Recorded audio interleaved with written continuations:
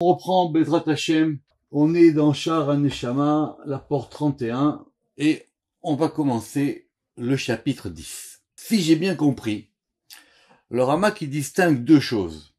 Il distingue ce qu'on a nommé plus haut les vêtements de l'âme, c'est-à-dire ce que l'âme elle va pouvoir prendre comme lumière, ou plutôt se revêtir de la lumière qu'elle a donnée dans ce monde-ci.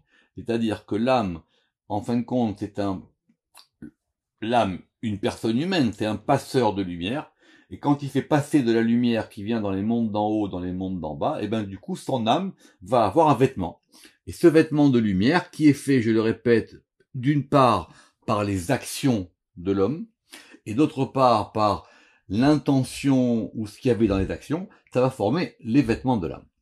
Mais on va poser maintenant une autre question métaphysique. Cette question, c'est est-ce que l'âme, elle peut pâtir, c'est-à-dire est-ce qu'elle peut être affectée par les mauvaises actions de l'homme? Donc, et c'est le sujet qui va nous occuper dans le cours d'aujourd'hui. J'explique.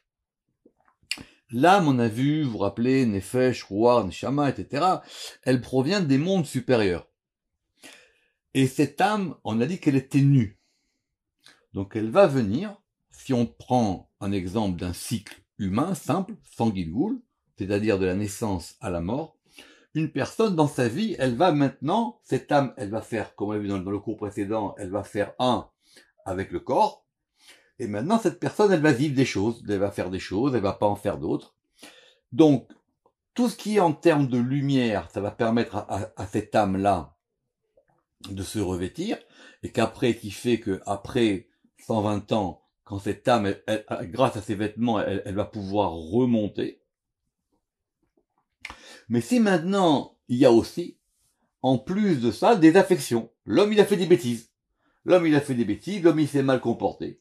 Est-ce que l'âme, elle en pâtit ou pas? Autrement dit, si j'ai bien compris, le Ramak, il se dit, est-ce que il y a aussi une affection de l'âme? Comment est-ce que l'âme peut être affectée? C'est une grande question. C'est-à-dire, qu'est-ce qui peut faire qu'on va faire du mal à son âme, quelque part? Alors, le Ramak dit qu'il y a certains kabbalistes qui ont pensé que la notion de faute humaine n'atteignait pas l'âme. L'homme, il fait des fautes, très bien, c'est sa vie. Mais l'âme, ça pouvait pas l'atteindre. Pourquoi? Parce que l'âme, elle est beaucoup plus haute. Alors, qu'est-ce qui va faire que l'homme, il va être affecté par ce qu'il fait? Alors, c'est pas un neshama, c'est uniquement le degré du nefesh. Omnam achet ou la nefesh.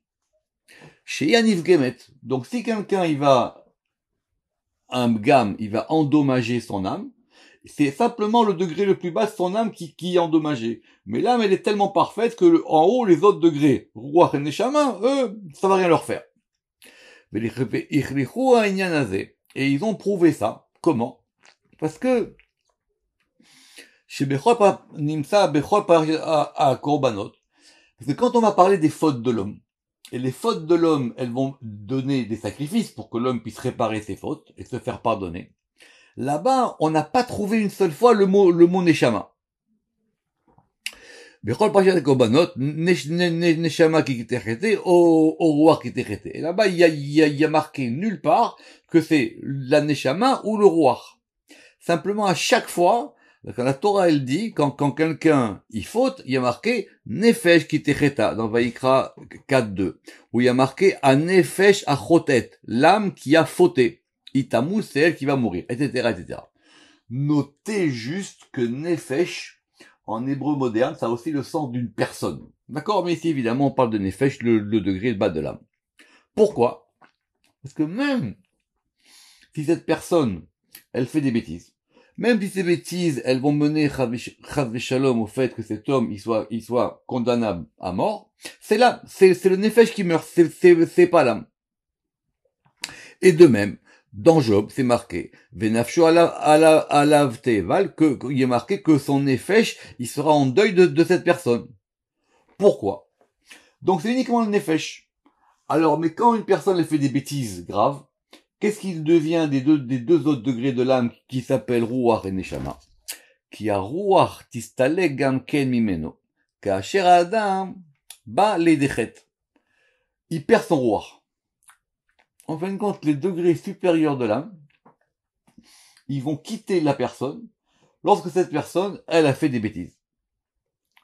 Ve'en hadat hazeh biksat sodek. Alors, Rama qui dit, c'est pas sûr qu'ils aient raison. C'est pas sûr qu'ils aient raison. Mais il a quand même ramené cette opinion-là, et vous savez que ces opinions-là, elles doivent venir de livres de Kabbale qui sont évidemment avant le Zohar, parce que c'est le Zohar qui va trancher. Ça, on l'a déjà compris.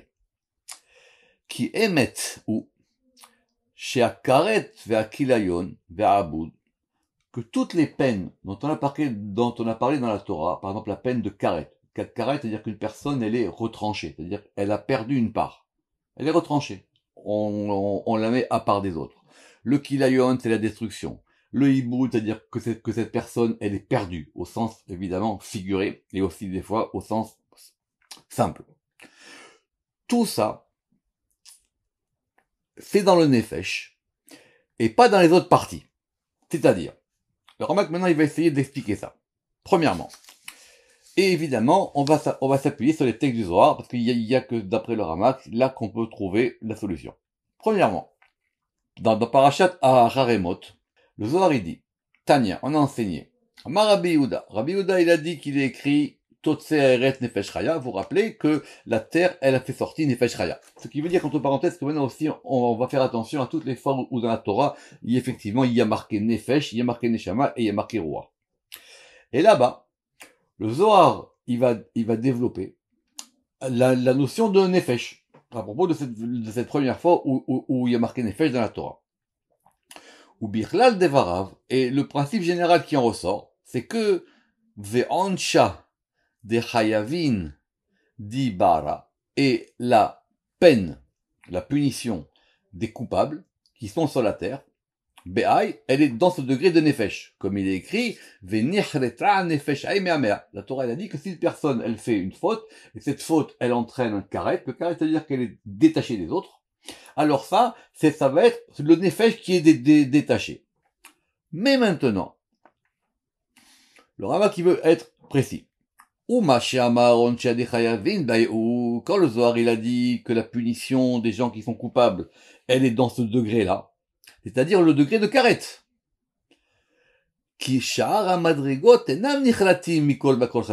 Mais ça veut dire que ce degré-là est pas les autres. Mais les autres degrés, ils vont quand même aussi être affectés. J'explique. La faute, la punition de karet, oui, c'est le nefesh qui va la prendre. Mais les autres degrés aussi, ça empêche pas que pour eux aussi, il y a eu un séisme. Il y a eu des secousses. Et donc, eux aussi, ils vont pouvoir devenir impurs et redevenir purs. Parce qu'effectivement, on peut après se faire pardonner. D'où on apprend ça? On apprend ça, le Rama qui va aller très vite, d'un Zohar qui est ramené par le Midrash, que après la mort, il y a aussi une purification des âmes. Or, si on purifie les âmes, ça veut dire qu'elles ont été aussi affectées. Je répète, une personne, elle meurt. Le corps, il reste dans la tombe. Alors pourquoi on dit pas maintenant tout est sur le corps? Pourquoi on dit que l'âme aussi, elle va être jugée? Oui, nous on dit la personne va être jugée, mais non, la personne. Si c'est le corps lui-même, c'est lui qui va être jugé.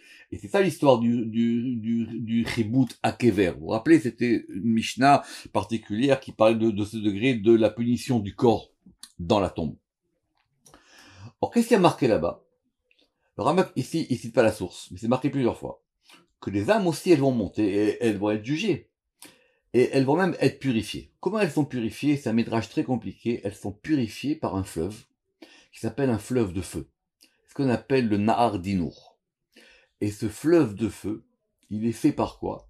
Il est fait par des larmes de certains anges. Et ces anges, ils ont des larmes très chaudes. Et ces larmes-là, elles forment le fleuve. C'est comme une espèce de mikvé brûlant. Et l'âme, elle passe dans ce mikvé brûlant. Et donc, elle va se purifier par là. Et le Rama qui dit qu'on a vu ça dans Shara Echalot. Mais, le Nefesh, oui, lui, c'est lui qui va prendre le karet. Simplement, le Nefesh, il prend la faute le Nefesh, il prend la punition de Karet, et la Neshama, elle va être impure. Mais chacun à son degré, il va être affecté par la faute. Et de même, c'est expliqué dans le Zohar, dans Parashat Tetzavé. Voilà qu'est-ce qu'il y a marqué. Déa, parce que, Kad Barakutcha Brechou les Barnash, lorsque Dieu, lorsque le Samani soit-il, il a créé l'homme, Avadle Bedmou Diuknaila, il l'a fait sur l'image du modèle de la figure supérieure. Venafarbe, et il a insufflé en lui, Rucha Kadisha, un souffle saint, des Khalid Bitlat qui comprend ces 3 degrés, et ça on l'a établi, parce qu'il y a en lui, Nefesh, Ruach Neshama, une preuve de plus qu'il y a 3 degrés dans l'âme, dans le Zohar. Donc je reprends, quand l'homme il est créé, Dieu il va mettre en lui, par ses narines, comme c'est marqué dans Adam Arishon, et il va avoir Nefesh, Ruach et Neshama. Ve'ila Mekuleu, et le degré le plus haut de tout, c'est la Neshama, Diou Chela Ila, qui est une force supérieure. Les Minda, pour connaître, ou le Métar, et pour observer, Pikudo et Dekotchebrechu, les commandements du Saint béni soit-il. Ve'i, A'i Nishmata Kadisha, et si cette âme, il est marqué Nishmata, pas Nafsha, et si cette âme sainte, et elle va dans un service étranger. Aïe ou massivle, alors l'homme, il va rendre impur sa neshama. Venafig mi pulhana démarrer, et il va sortir du service de son maître. Begin detla trilin, à cause de ces 3 forces qu'on a citées. Ilun kuleu chan nefesh ruach neshama, effectivement, et ce sont nefesh ruach et neshama qui sont associés ensemble. Donc, preuve claire du Ramak dans le Zohar que la neshama, elle aussi, elle est affectée, et non pas comme le nefesh, je répète, mais elle est affectée par un autre degré qu'ici on va appeler que cette âme-là, cette neshama-là, elle va donc devenir impure. Donc le Ramak dit, ce Zohar il est tellement clair, et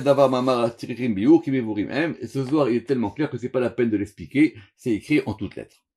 Et donc de ce Zohar, et de ce Zohar on apprend que la neshama, donc, elle peut recevoir de l'impureté. Ve'od. Et de plus, Sham, Lifni Mina Inyan, et en plus du sujet qu'on a dit que la neshama, il y a un autre Zohar qui va parler de la colère. Alors, vous savez que la colère, c'est un Zohar d'Achok Israël, on va pas le refaire, d'accord. La colère dont elle parle la Torah, c'est pas la colère qu'on connaît aujourd'hui, d'accord. C'est une colère très très particulière, le Zohar il explique là-bas, et cette colère-là, elle fait que l'homme, il perd tout, d'accord. Et ça vient d'un verset, parce qu'il y a marqué, et le verset il dit, parce qu'il y a une neshama dans son nez, il y a une neshama dans sa colère. Et lui, il a marqué, il a fait de sa neshama une bama, c'est-à-dire un autel idolâtre. Voir ce Zohar là-bas, ils sont dans Rock l'Israël, sont des Zohars fascinants. Dea inishmata kadisha tarifle. Parce que quand il s'est mis à ce degré de colère, il a quelque part déchiré son âme. Vesaïvla, et il l'a rendu impur. Begin apo, parce que dans sa colère, Asher Neshama Achlefle Beapo, il a changé de Neshama. C'est très compliqué, ce sujet là-bas. On va pas, c'est pas le sujet ici, mais de là, le Ramak dit une preuve de plus qu'on voit que la Neshama aussi, elle est affectée. Et donc, Veine, Echrar Gamo, nous avons donc maintenant une preuve totale que la Neshama, elle peut donc être endommagée et rendue impure chez Neshama Nivgemet Benitmet. Maintenant, qu'est-ce qu'on entend quand on dit que des degrés de l'âme, c'est-à-dire au moins Ruach et Neshama, ils peuvent devenir impurs. Im eyota mistakelet minaguf yekemo sheperashnu beshara metziu benenakedosha ki mitrabe. Donc, ça veut dire quoi que maintenant l'âme, elle peut se rendre impure? On peut comprendre qu'une personne elle se rende impure, c'est vrai, mais elle peut se purifier. Mais on va dire que l'âme aussi, elle est impure et après, elle est pure. Parce que l'âme, elle provient d'où? Elle provient d'un endroit qui s'appelle le Mahatsav Neshamot. Vous vous rappelez, on avait dit que c'était dans Bina. Mais, cette âme-là, quand elle va descendre, elle descend degré par degré. Et jusqu'à ce qu'elle descende dans ce monde-ci. Donc, c'est le degré de la Neshama qui est descendu dans ce monde-ci qui, lui, est affecté par les actions de l'homme qui a cette Neshama en lui. Et c'est comme ça que vous expliquez dans les Tikkunim. Attention, c'est subtil. Dans les Tikkunim Zohar, en 64. Vous rappelez le verset, Simini chachotam alibecha, c'est le roi Salomon qui parle, et il a dit, dans Shirachirim, enfin plutôt c'est elle qui parle, et elle dit, Simini, place-moi, kachotam, place-moi comme un sceau, alibecha, sur ton cœur. Vous vous rappelez, c'était l'été féline. Et là-bas, le soir, il donne une autre interprétation. Da nishmata, c'est la neshama. De iu reshimu dila, parce que sa trace, dila, glifa leela, la trace de cette neshama, elle est gravée, elle est glyphée en haut. Kamadoukmoa, comme on l'a établi à propos de Yaakov et de son image. D'où on a appris ça? On a appris que, on l'a vu ça dans le Zohar plusieurs fois, c'est marqué ailleurs, que l'image de Jacob, elle est incrustée sur le Kisei HaKavod. Elle est incrustée sur le trône de gloire, si on peut dire. Chakuk be Kisei HaKavod. Des kol nishmatin. Parce que toutes les âmes, des inun gozrot mitaman, toutes les âmes qui sont extraites de là-bas, gelifu dilehun, leur glyphe, iu chakuk leela, elle est donc gravée en haut. Vereshimu dileun litata, et en bas, c'est une trace qu'on a. Donc, c'est vrai. La neshama, pour celui qui a neshama, évidemment. C'est le degré de neshama le plus haut. La neshama, elle vient d'un degré très haut. Donc, elle-même, elle n'est pas affectée. Mais, les traces de cette neshama d'en haut, qui sont descendues en bas, elles sont affectées. Ve'ahu glifu delela yuchotam urshimu diltata. Et ce glyphe d'en haut, il est donc le sceau et la trace de celui d'en bas. C'est ça, vous vous rappelez de la notion du sceau, vous vous rappelez le tampon. Le tampon, c'est que c'est une image qui va être tamponnée sur un papier et qui donc va laisser une trace. C'est ça le tampon. Vous vous rappelez, on a vu ça dans la Tikkunim Zohar. Donc, le chotam, ça veut dire la trace ou le signe, si on peut dire même, le signe qui a été donc tamponné, lui, effectivement, il est affecté par ça. Et donc, effectivement, et c'est pour ça qu'il y a une interaction entre les deux. Il y a une interaction entre le degré de Neshama qui est en bas et le degré de Neshama qui est en haut. Comme c'est marqué à propos de Jacob lui-même. Pour rappeler, ce sont les fameux anges qui montent et qui descendent sur l'échelle. Il y a marqué que les anges de Elohim, ils montent et ils descendent. Salkin leela, ça veut dire quoi? C'est l'âme.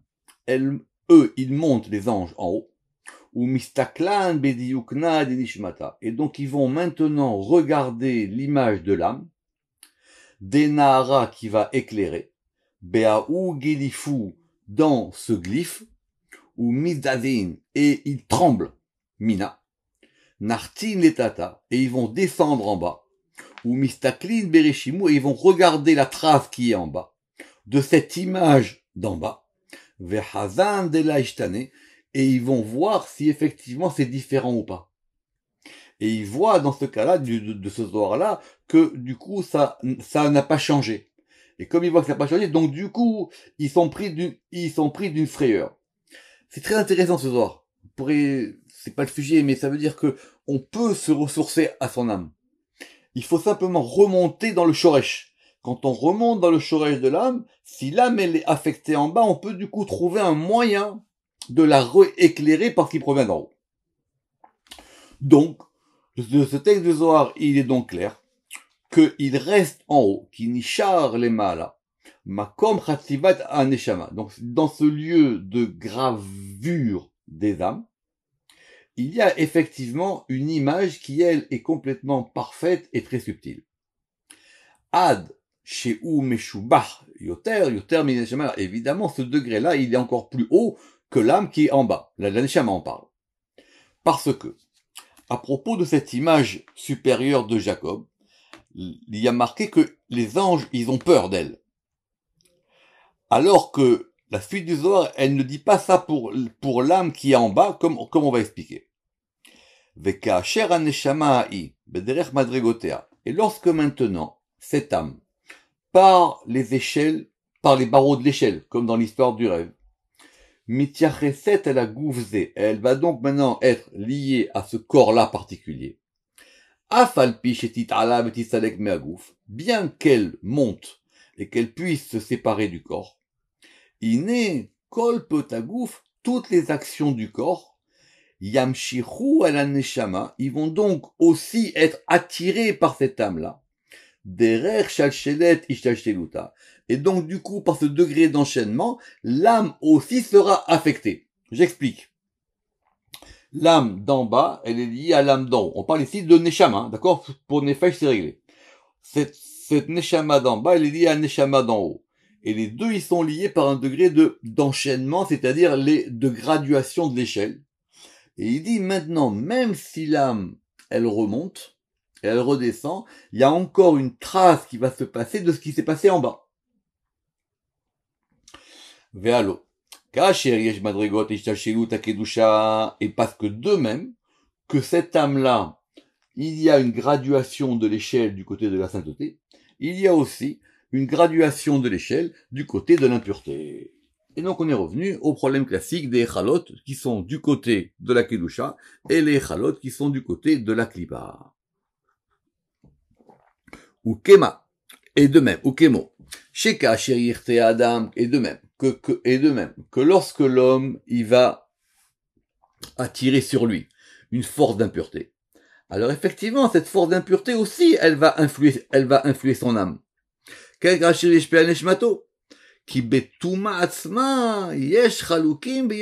Évidemment, l'impureté, c'est pas un bloc, il y a plusieurs degrés d'impureté, il y a plusieurs graduations aussi dans l'impureté.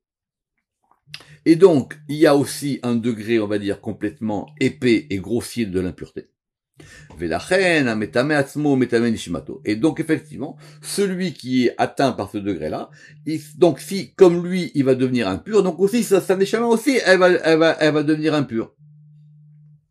Et donc, ça va aussi affecter le degré des écorces, que ce soit d'un degré subtil ou d'un degré grossier. Et la preuve en est que une personne qui est un chassid, on dit un pieux ou qui est quelqu'un de généreux, amidabek bekdusha, qui va maintenant s'associer ou se coller ou être en adhésion avec la sainteté par ses actions. Il va donc attirer sur son âme un influx chez Farav Mimakom Elion. Il va donc aussi influer un influx d'un degré supérieur. Par cette graduation. Et donc, si il fait ça, alors lui, il pourra avoir une chorma, même du degré des prophètes, et même aussi, il pourra avoir l'Esprit Saint. Parce que ces degrés-là, ils se sont associés à son Créateur jusqu'à ce que descende une lumière sur son âme. Donc, autrement dit, c'est facile. De la même manière qu'on peut faire des vêtements, comme on a vu au début, des vêtements de lumière, on peut aussi endommager l'âme. Si vous voulez, très simple. Par exemple, on peut avoir des beaux vêtements ou des vêtements complètement déchirés. C'est pareil. C'est ça l'histoire. On peut aussi, effectivement, endommager son âme. Et donc, si cette âme, elle est du bon côté, qu'elle va recevoir cette lumière d'en haut, le Rama qui va nous dire que ça peut aller jusqu'à des degrés de prophétie, des degrés d'esprit saint. Et donc, du coup, cette personne-là, elle pourra avoir accès à la Kabbale, à la sagesse et même à des secrets cachés. Et ben, de même, de l'autre côté, de même dans la Touma. Qui Adam, parce que lorsque l'homme, il va fauter, il va donc faire dominer sur lui une force d'impureté qui pourra être majoritaire ou minoritaire. Évidemment, ça dépend des cas.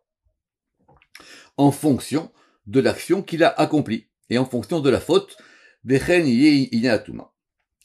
on a encore une preuve du Zohar. Vous voyez très bien comment il fait le Ramak. Le Ramak, pour lui, le patron, c'est Rabbi Shimon, le texte de référence, c'est le Zohar. Et là, quand on a des textes comme ça, effectivement, on sait sur quoi s'appuyer et on a des preuves textuelles dans le Zohar lui-même. Donc, preuve du Zohar. Dans Parashat Kedoshim, Petachazé, et viens et vois. Besha'ata de barna sharze letata. Lorsque l'homme, il va montrer en bas, uvda borach mishor, une action qui est droite. Kama de istarir, comme il se doit. Nagid venafik, donc il va attirer sur lui. Besharia aloui, et va donc demeurer sur lui, l'Esprit Saint. Ruach Kadisha est là, l'Esprit Saint supérieur, en fonction de ce qu'il a besoin. Donc si quelqu'un il fait bien, il va pouvoir attirer d'en haut des choses très grandes. Ou Besha'ata di uarze uvda deltata. Mais si maintenant, en bas, il fait une action tordue, Beorah Akima, il fait une action dans une voie complètement tordue. De la vie orach mishur, et qui n'est pas donc une voie droite.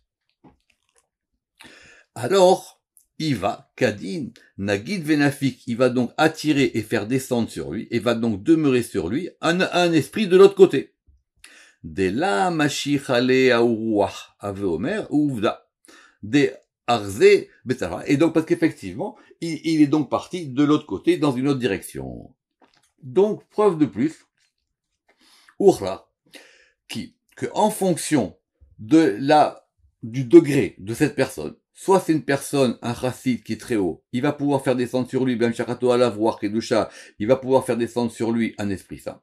Et ben de même, une personne qui est de l'autre côté, qui est un criminel, il va pouvoir faire descendre sur lui un roi atuma. Je fais juste une petite parenthèse, parce que il y a une question qui est classique dans le Zohar, et chez le rival. Le premier homme qui a fauté, qui c'est? C'est Adam Arishon. Si on suit ce que le Rama qui a dit jusqu'à présent, donc quand il a fauté, l'âme d'Adam Arishon, elle a aussi été endommagée.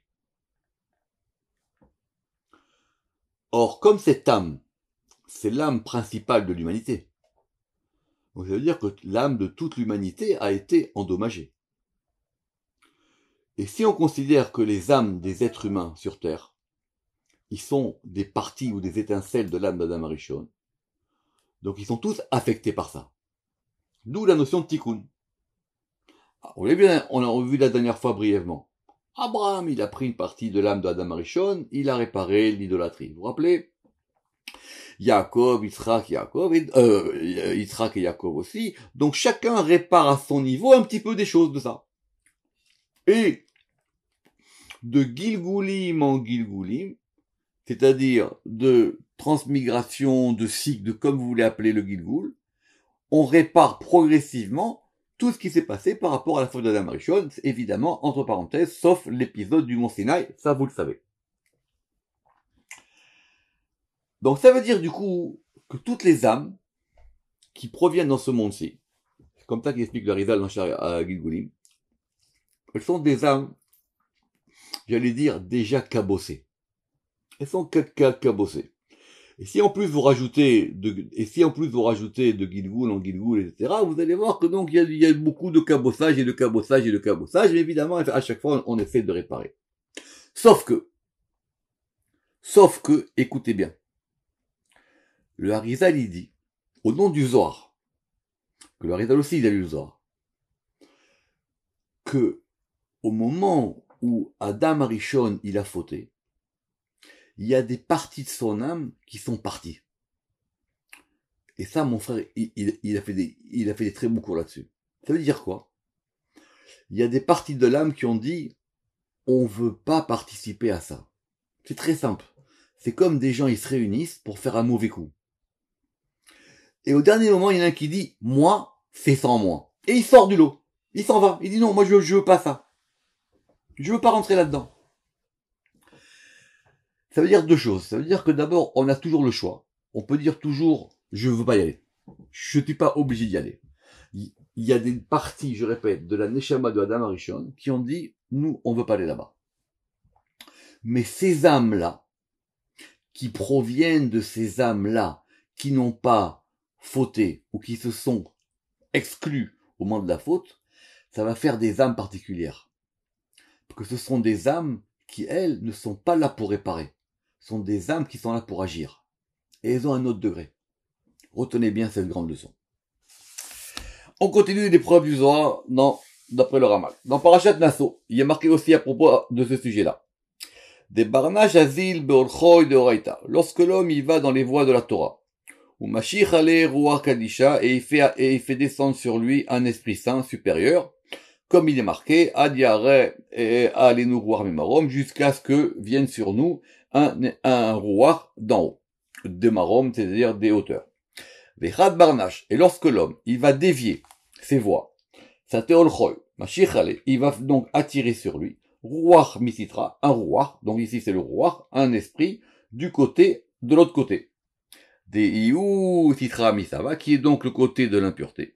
Et le côté de l'impureté, titra di masava, it er misitra denouva. Il est donc éveillé du côté de, alors, Nukva des Tuomaraba, j'ai peut-être cette expression, ça veut dire le trou du grand abîme, c'est-à-dire là où il y a toutes les forces de l'autre côté, des Taman Medurin d'Elohim, et là-bas, il y a donc, vous vous rappelez, des habitations des mauvais esprits, qui vont endommager les hommes, et ça s'appelle les Niska Alma, et ça s'appelle les dommages du monde. On a vu déjà ce sujet-là. Et donc, le Rama continue. Donc, on voit bien aussi encore de ce Zohar, qui bintot à Adam, que lorsque l'homme, il va donc se dévier de la voie droite, Mider Hayashar, Yashpia Kwaratu Malerov, il va donc attirer sur lui une force d'impureté majoritaire, jusqu'à ce que cette force-là, elle va descendre, elle va aussi atteindre sa Neshama. Et de là, Misham Mushpa Nishmato, Misham Mushpa la Gouf, et effectivement après, ça va être de l'âme sur le corps, parce que, effectivement, il y a un seul cas, c'est inversé, il y a un seul cas pour le tzaddik comme pour le rachat, les deux, ils ont le même système. Si tu fais descendre sur toi des bonnes choses, ta neshama, elle sera aussi atteinte par ça, atteinte dans le sens, elle sera donc bonifiée, si on peut dire. Et si tu fais de l'autre côté, ça marchera des deux côtés. Et donc, cette impureté, vers Toumaï, ou Bgam, c'est donc un Bgam, j'allais dire un dommage, qui est dans la Neshama. Et donc, c'est comme une tâche. Et cette tâche-là, donc vous voyez bien qu'on revient à l'histoire du vêtement. Le vêtement, il est taché. Or, quand on a une tâche, on fait quoi sur un vêtement? Eh bien, on le lave. On le lave. Or, c'est quoi laver les vêtements de l'âme? Ça s'appelle la teshuva. Voilà une bonne définition de la teshuva. Alors, reprenons maintenant ce que c'est que la teshuva. Parce que maintenant, c'est quoi la teshuva? C'est le fait de vous rappeler de revenir.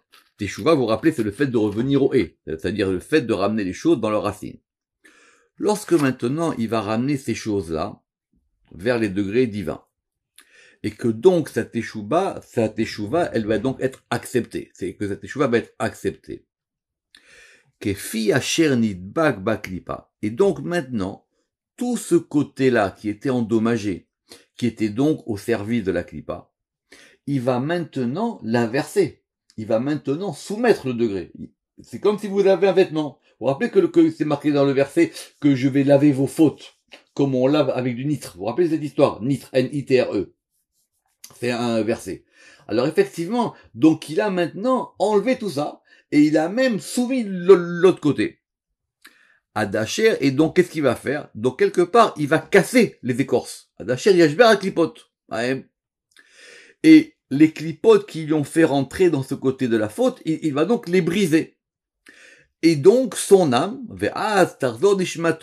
et donc son âme, elle va revenir dans le côté saint. Et elle va pouvoir effectivement avoir un degré du côté de la spiritualité. Et donc on comprend maintenant ce que nos sages ont dit. Vous vous rappelez, c'est connu, à l'endroit où se tiennent les maîtres de la Teshuvah, alors aussi les justes complets, eux, ils ne peuvent pas se tenir là-bas. Rappelez-vous que dans le Zohar, les Zohar sur la Teshuvah, je vous rappelle, ils sont dans Devarim, ce sont les Zohar qu'on fait avant Rosh Hashanah, pendant le mois de Elul, et là-bas on a dit, vous vous rappelez qu'il y a une Teshuvah supérieure et une Teshuvah inférieure. Alors, c'est quoi cette histoire que quelqu'un qui a fait Teshuvah, il est plus fort que tous les justes? Parce qu'il a cassé des clipotes. Parce qu'il a cassé les écorces. Ce que l'autre n'a pas fait. En général, on dit parce qu'effectivement, il a surmonté des épreuves et qu'il était plus fort. Non. C'est que lui, maintenant, il a cassé des choses. Et écoutez bien comment le Ramak vous expliquer ça. Exemple. Si par exemple un homme il rentre dans la 7e clipa, vous vous rappelez les clipotes, c'est dans Shahar et Khalod du côté de la clipa, là-bas il y a aussi 7 degrés. Si maintenant quelqu'un il rentre dans la 7e clipa, il va donc la briser, s'il fait tchouva, jusqu'à ce qu'elle descende en bas.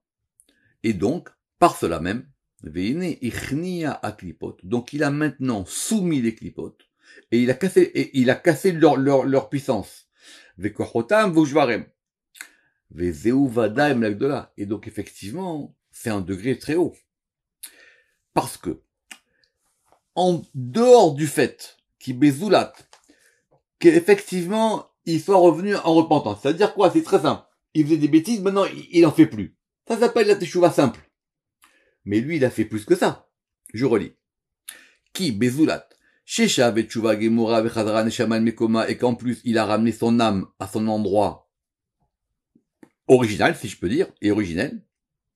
Il a en plus maintenant fait descendre et casser les clipotes, ce que le juste parfait ne peut pas faire. Parce que celui qui n'a pas fauté, il n'a pas fait ça. Qui émet ou shetiken tasmo, parce que non seulement il s'est réparé lui-même, et en plus, il n'a pas endommagé les autres. Donc, le juste, oui, quand il fait des choses, il n'y a pas de problème. Lui aussi, il s'arrange. Et il fait pas de mal aux autres. Mais lui, il s'est pas confronté aux forces de l'autre côté. Il ne les a pas cassées. Et donc, le juste, il fait que lui, il vit dans son monde de juste, mais il agit pas contre les forces mauvaises. Il agit pas. Écoutez bien ce qu'il dit Ramak. Il dit, chez l'Oshabar Klipot, Vadein Korambam, les Azik, et donc, ces forces-là du mal, elles sont toujours présentes. Et elles peuvent toujours agir de l'autre côté. Alors, c'est une grande question.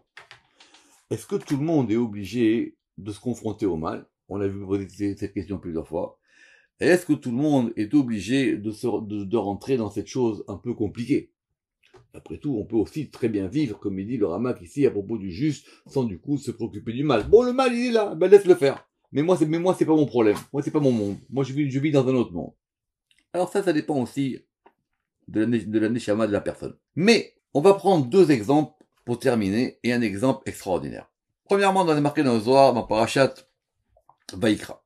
Vous savez qu'il y a un verset qui dit « Vifre Elokim Ruach Nishbara ». C'est-à-dire, les sacrifices de Elokim, c'est un esprit brisé, c'est piqué dans le Zohar. Le Zohar, il dit tout de suite « Vifre Hashem l'active ». Il n'y a pas marqué là-bas que ce sont les sacrifices de Yudke Vavke. Il y a marqué que ce sont les sacrifices de Elokim. Et donc, c'est pour ça que ces sacrifices-là, quand on va égorger les animaux, on doit les égorger au nord. Shritatan Batsafon. Pourquoi le nord?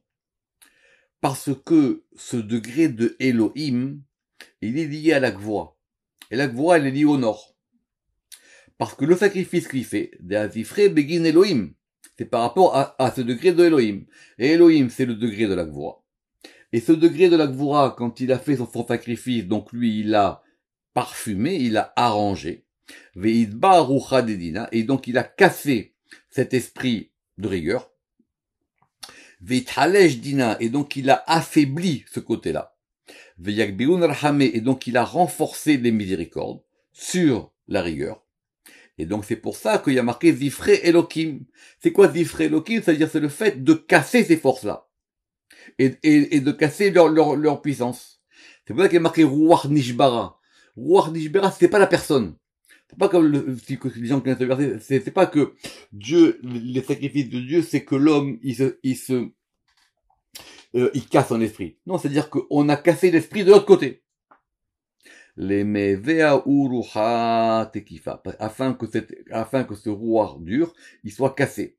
Veloïd gaber, et qu'il ne se renforce pas, et qu'il n'emporte pas. Rouché. Verevetoufe.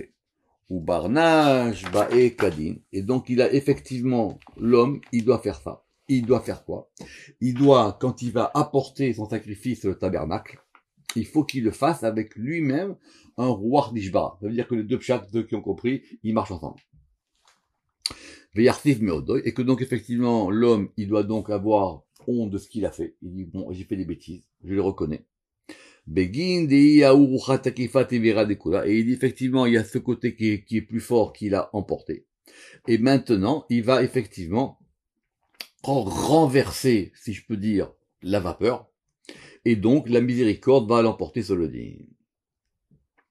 Donc, on voit bien, marqué en toutes lettres, que lorsque l'homme, il va soumettre les forces de l'autre côté, le fameux Yetzirah de l'autre côté du Yetzirah, pour ceux qui ont suivi les cours, et lorsqu'il va donc se dire, il va donc avoir honte de ce qu'il a fait, et donc il va maintenant inverser et soumettre la force de la Gvura, de la rigueur et du din et des rigueurs aussi. Et si c'est comme ça dans la Kedusha, alors Ramaki dit, Kol sheken ve kal vachomer ben beno shekal vachomer, à plus forte raison, de plus forte raison, de plus forte raison, chez Mahnia Sitra d'Ismala, que donc il a assujetti le côté gauche. Évidemment le côté gauche du mauvais côté. Parce que c'est là-bas que dépendent les choses de la dure rigueur. Ve'en adavar zekal ki yisod amud olam. Et c'est pas une chose facile. C'est pas du tout une chose facile de faire ça. On va bien lire. Ve'en adavar zekal. Et cette chose-là, elle n'est pas facile. Ki yisod ve'amud olam, parce que c'est un principe et un fondement du monde. Et on va prendre l'exemple d'Abraham Avinu. Alors on va terminer avec ça. C'est un très grand sujet que le Ramak veut nous donner ici. Vous vous rappelez qu'on a dit que dans les Havot, il y avait plusieurs degrés. Et normalement, celui qui va descendre dans l'autre côté pour se battre et qui va revenir, c'est qui? C'est Yaakov. Yaakov, il a passé 21 ans chez Lavan. Quand il est revenu, il a dit « Imla van garti », ça veut dire « tout ceci ne m'a pas affecté. J'ai été dans les plus grands problèmes du monde, pour ceux qui rappellent l'histoire de Lavan, et j'en suis ressorti maintenant avec les 12 tribus d'Israël. » Ok. On dit que Yitzhak, lui, il n'a pas bougé. Yitzhak, il est né en terre d'Israël, il est resté en terre d'Israël, et on n'a pas vu dans la Torah qu'il a bougé. Abraham, c'est différent. D'abord, vous vous rappelez qu'Abraham, lui, il est né à Ur-Kasdim. Il a quitté Ur-Kasdim. Il a dit, moi, je me détache de ça. C'est l'histoire qui précède le fameux Lerlecha. Et Abraham, il est resté en Israël.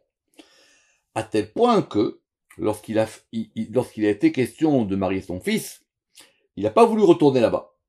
Qu'est-ce qu'il a envoyé? Il a envoyé son serviteur Eliezer. Il a dit, moi, je ne veux plus avoir affaire avec ces forces de l'autre côté. Laissez-moi tranquille.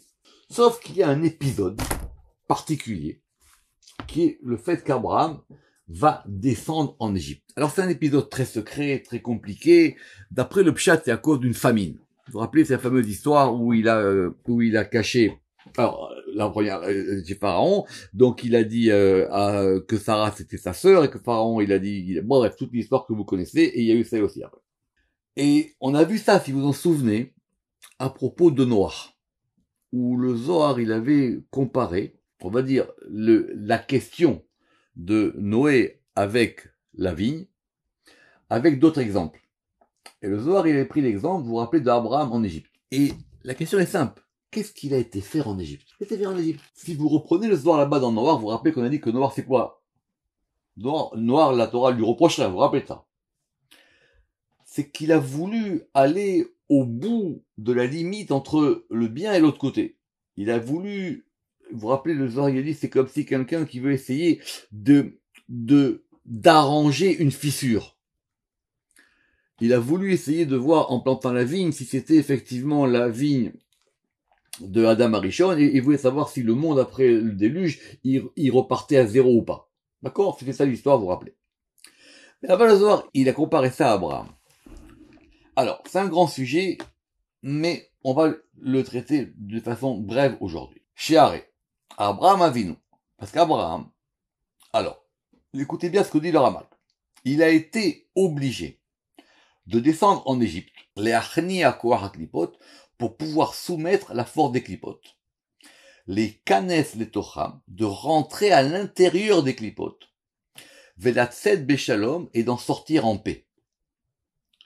Veloule shenirnas sham, et si il n'avait pas fait ça, lo haya efsharlo, il ne lui aurait pas été possible d'être le chariot du chesed. Pélé. Personne ne nous l'a jamais dit ça. Pélé. On dit Abraham, le chesed, vous rappelez, les guérim, etc. Dans la vie d'Abraham, dans son parcours d'Abraham, pour qu'il atteigne ce degré d'être lui-même le vecteur, le chariot du chesed, il a fallu un moment qu'il descende en Égypte. Cette fameuse descente en Égypte d'Abraham, c'est très compliqué. On dit que c'est de là qu'effectivement, vous vous rappelez que Pharaon, il a donné à Abraham à la fin des cadeaux pour Sarah et que ça sera la terre de Goshen, et que cette terre de Goshen, c'est là où on ira après en Égypte, pendant l'exil d'Égypte avec Jacob. C'est toute une histoire. Voyons ce que dit le Zohar. Dans Parashat l'Erlecha, à propos de la descente d'Abraham en Égypte. Tachazé, viens et vois. Raza Demila, c'est-à-dire, il y a un secret dans cette histoire de la descente d'Abraham en Égypte. Le mystère de la chose. Id Abraham, elle est que, si Abraham, la nachit le Mitzraïm, et que Abraham n'était pas descendu en Égypte, vela istaref taman, pekadmita, et qu'il ne s'était pas associé à ce degré là-bas. Là, il n'aurait pas eu là une part avec Kochebrehu. Que Gavnada Livnoy, et de même pour ses enfants, lorsque le Saint béni soit-il, Kadba Kochebrehu, les Me'evadun Amachada, lorsqu'il a voulu en faire un peuple un, Amashalim, un peuple parfait et complet, ou les Karbaloun les Gabé, et il a voulu les approcher de lui, si on est eux, c'est-à-dire le peuple d'Israël, ils n'étaient pas descendus en Égypte, et ils ne s'étaient pas associés à cet exil d'Égypte, lo ava ama yichida, cela n'aurait pas été un peuple un. De la kegavnada, et de même, ilo itiarvat, et effectivement, et on ne leur aurait pas donné la terre sainte à Canaan comme auparavant. C'est un grand sujet.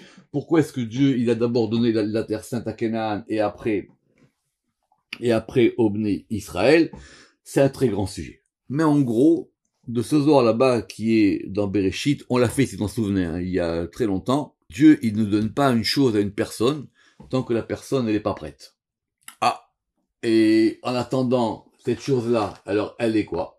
Elle dit, cette chose-là, elle va être entre les mains de quelqu'un qui la mérite, jusqu'à ce que, soit lui perde son mérite, soit la deuxième personne, elle a enfin acquis le mérite, elle-même, de prendre possession de son bien.